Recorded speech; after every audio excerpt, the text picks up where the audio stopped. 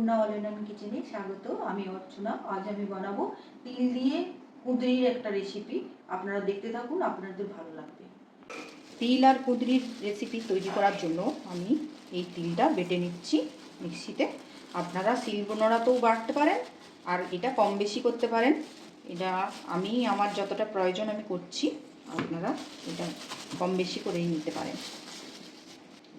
4টে শুকনো লঙ্কা দিয়ে দিচ্ছি এর সাথে। ঝাল ঝাল হবে, আপনারা যেমন ঝাল খান তেমনি দেবেন।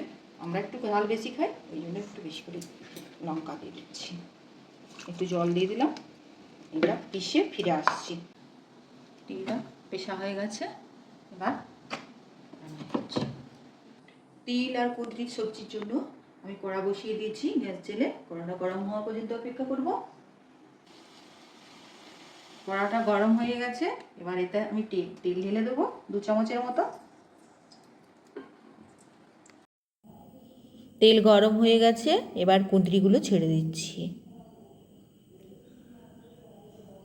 কুঁদরিগুলো একটা কুঁদরিকে 3 খাদি করে করেছি, মানে 8 দিকে পাতলা পাতলা করে কেটে নিয়েছি, দিয়ে পরিষ্কার করে ধুয়ে আর ভিজিয়ে রেখেছিলাম।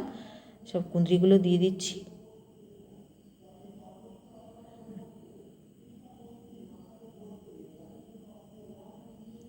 এবার পরিমাণ মতো নুন দিয়ে দিচ্ছি, 2 চামচের মতো নুন লাগবে, দিয়ে দিচ্ছি। এবার নেড়ে দেবো একবার। কুঁদরিগুলো নরম হয়ে যাবে, ভালো করে নেড়ে দিয়ে এতে একটু হলুদ দিতে পারেন, কিন্তু আমি দিচ্ছি না।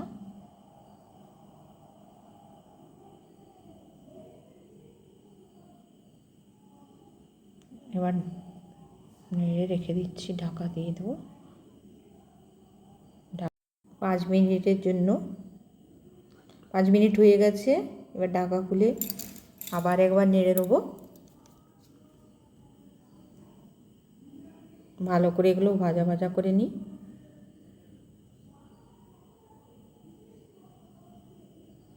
ভালো করে ভাজা ভাজা হয়ে গেছে, এবার তিলটা যেটা বেটে রেখেছিলাম ওটা দিয়ে দিচ্ছি। তিলটা দিয়ে আরেকবার নেড়ে নেবো ভালো করে।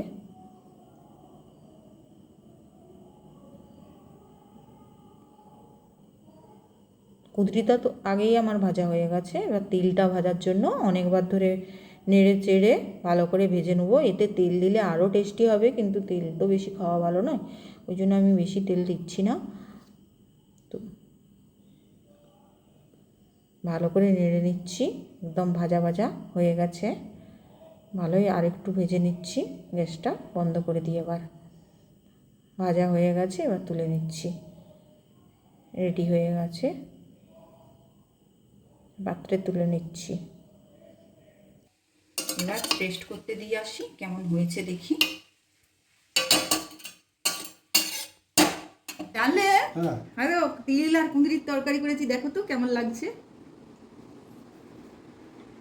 ভেরি নাইস, হেভি, ভালো হয়েছে, দারুণ।